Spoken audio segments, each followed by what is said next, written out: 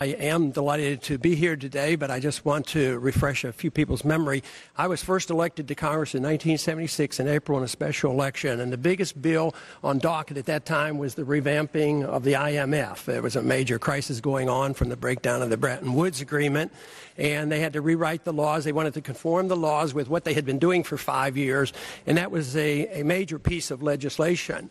But it was only a consequence of what was predicted in 1945, because when 1945 established the Bretton Woods, it was predicted by the free market economists it wouldn't work, it would fail, and this whole idea that they could regulate exchange rates and deal with the balance of payments, it totally failed. And so they had to come up with something new in 1971, 76 is that transition period. And those same economists at that time said this was an unworkable system too, and it would lead to a major crisis of too much debt, too much malinvestment. It would be worldwide. It would be worse than anything because it would be based on the fiat dollar globally, and that many of the problems that we have domestically would be worldwide. And that certainly has been confirmed with the crisis that we're in and has not been resolved yet. We're still floundering around, and we still have a long way to go. I have, over the years, obviously been critical of what goes on monetary policy, but it hasn't been so much the chairman of the committee of the Federal Reserve, whether it was Paul Volcker or Alan Greenspan or the current chairman. It's always been the system. I think they have a job that they can't do because it's an unmanageable job, and it's a fallacy. It's a flawed system, and therefore we shouldn't expect good results. And and generally we are not getting results. Policies never change. We stay the same thing. No matter what crisis is, we still do more of the same. If spending and debt was the problem, spending more and in greater debt and have the Fed just buy more debt doesn't seem to help at all. And here we are doing the same thing. We don't talk about the work ethic and true productions and true savings and why this excessive debt is so bad for us. We talk about solving a worldwide problem of insolvency of nations, including our own, by just printing money, creating credit. And now the Fed, in the last 4 years, tripled the monetary base, and it has $1 trillion more money sitting there. The banks are sitting with trillions of dollars.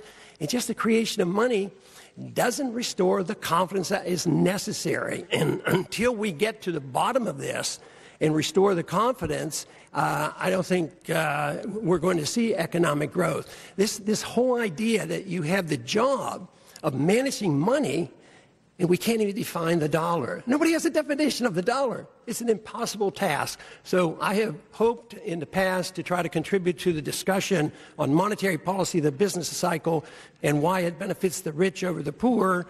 And so far, my views have not prevailed. But I've appreciated the opportunity, and I appreciate this opportunity to have served on the Banking Committee. Thank you. Thank you, Dr. Paul.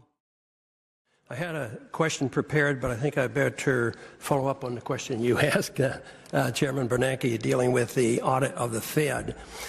Because when the Fed talks about independence, what they're really talking about is secrecy, not transparency. And it's the secrecy that I don't like and that we have a right to know about. What the GAO cannot audit, and I believe it would be the position of the chairman, is it cannot audit monetary policy, and you expressed yourself on monetary policy, but it would not be able to look at agreements and operations with foreign central banks and governments and other banks, or transactions made under direction of the FOMC, discussions or communications between the board and the Federal Reserve System related to all those items. So it's really not an audit without this. It's still secrecy. And why this is important is because of what happened 4 years ago. It's estimated that the amount of money that went in and out of the Fed for the bailing out overseas was $15 trillion. Well, how did we ever get into this situation where Congress has nothing to say about trillions and trillions of dollars of bailing out certain banks and governments through these currency swaps? And the chairman has publicly announced that he's available. There's a crisis going on in Europe, part of this dollar crisis going on that's been building. It's unique to the history of the world in monetary policy. And we stand ready. Who stands ready? The American taxpayer, because we're just going to print up the money. As long as they take our dollars, we'll print the money and we'll bail them all out, and we're going to destroy the middle class. The middle class is shrinking. The banks get richer. The middle class gets they shrink. They lose their houses. They lose their mortgages. This system is biased against the middle class and the poor. So I would say that this is, if we protect this amount of secrecy, it is not good policy, and it's not good, good economics at all, and it's very unfair. But my question is, Mr. Chairman, whose responsibility is it under the Constitution to manage monetary policy? Which branch of government has the absolute authority to manage monetary policy? The Congress has the authority, and it's delegated to the Federal Reserve. That's a policy decision that you made. Yeah, but they can't transfer authority. You can't amend the Constitution by just saying we're going to create some secret group of individuals and banks. That's amending the Constitution. You can't do that and all of a sudden allow this to exist in secrecy. And whose responsibility is it for oversight? Which branch of government has the right of oversight? Congress has the right of oversight, and we certainly fully accept that, and we fully accept the need for transparency and accountability. But it is a well-established fact that an independent central bank will provide better outcomes. If you want to go, there's no constitutional reason why Congress couldn't just take over monetary policy. If you want to do that, I guess that's your right to do it. But I'm advising you that it wouldn't be very good from an economic policy point of view. Yeah, but if it's allowed to be done in secret, this is the reason why I want to work within the system. What I want to say is Congress ought to get a backbone. They ought to say we deserve to know, we have a right to know, we have an obligation to know, because we have an obligation to defend our currency. It's the destruction of the currency that destroys the middle class. There is a principle in free market banking that says if you destroy the value of currency through inflation, you transfer the wealth from the middle class and it gravitates to the very wealthy. The bankers, the government, the politicians, they all love this. It is the fact that the Federal Reserve is the facilitator. But you couldn't have big government. If everybody loves big government, love the Fed, because they can finance the wars and all the welfare you want. But it doesn't work. It eventually ends up in a crisis. And it's a solvency crisis, and it can't be solved by printing a whole lot of money. So I think the very first step is transparency, and for us to know. We have a right to know, and you may be correct in your assumption, at least I'm sure you believe this, but maybe I should be talking to the Congress, that we should stand up and say, yes, we demand to know. Trillions and trillions of dollars being printed out of thin air and bailing out their friends. They stand ready to do it. The crisis is just, as far as I'm concerned, my opinion is it's in the early stages. It's far from over. We're in deep doldrums, and we never change policy. We never challenge anything. We just keep doing the same thing. Congress keeps spending the money. Welfare expands exponentially. Wars never end. And deficits don't matter. And when it comes to cutting spending, Republicans and Democrats to get together and say, oh, no, we can't really cut. And if we do cut, we just cut proposed increases. Mr. Chairman, regular order. You stand there, you stand regular there order, Mr. Chairman. And facilitate it all. Thank you, Dr. Paul. Congressman Clay for 5 minutes. Thank you. Well, can we get the answer in writing to that question, Mr. Chairman? May I just comment, Congressman Paul, your objections are to the structure, the system, as you mentioned, but all of the actions we took during the crisis, the swaps, all of those things are fully disclosed. It's not a question of information. It's a question of whether or not you want to give the Fed those powers. If you don't want to, of course, Congress has the right to take them back. I wanted to make a very brief statement about our previous discussion about the audit of the Fed bill. That bill has nothing to do with transferring who does monetary policy. It's strictly a transparency bill. Monetary policy reform, I believe, will come, but that's another subject. This is just to know more about what the Federal Reserve is doing. Mr. Chairman, one of your key points that you've made through your academic career as well as being a defendant has been the need to prevent deflation. Would you agree with that? That Generally, yes, sir. Right, and that you argue that the Depression was prolonged by the Federal Reserve not being able to reinflate. So in that sense, I think you really have achieved, you've had the chance, you were put in a situation that you alone didn't create. As far as I'm concerned, the system created it, and other managers helped create this.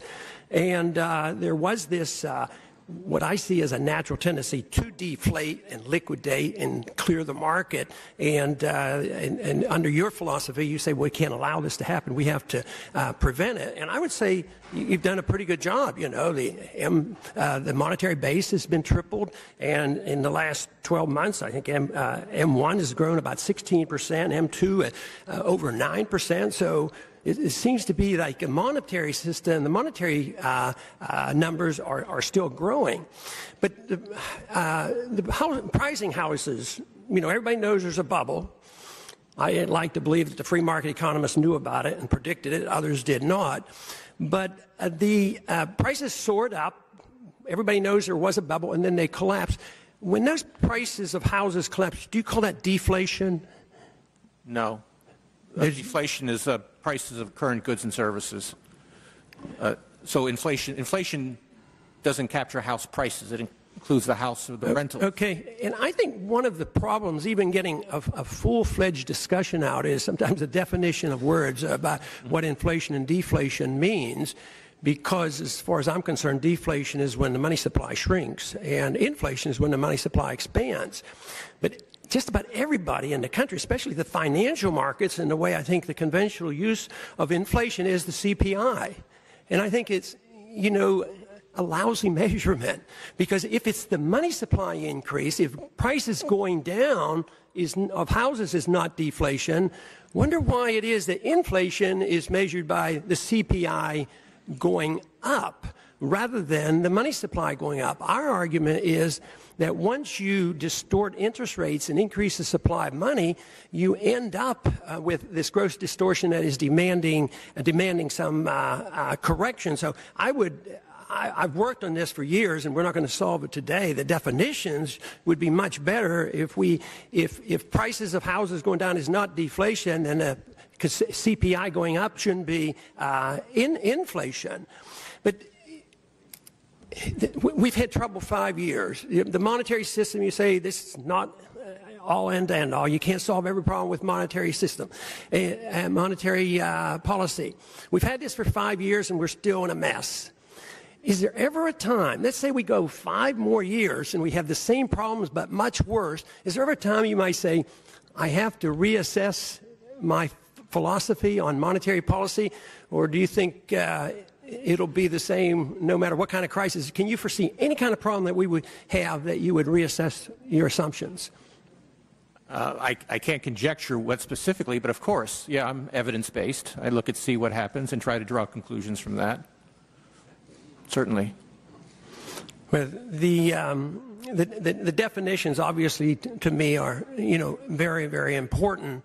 And if we don't come to this conclusion and we use these terms, inflation demands corrections, and the market wants to correct. So this is why we believe that we're going to have perpetual doldrums and finally have a big one. Do you consider this recession that we're facing today something that is significantly different since 1945?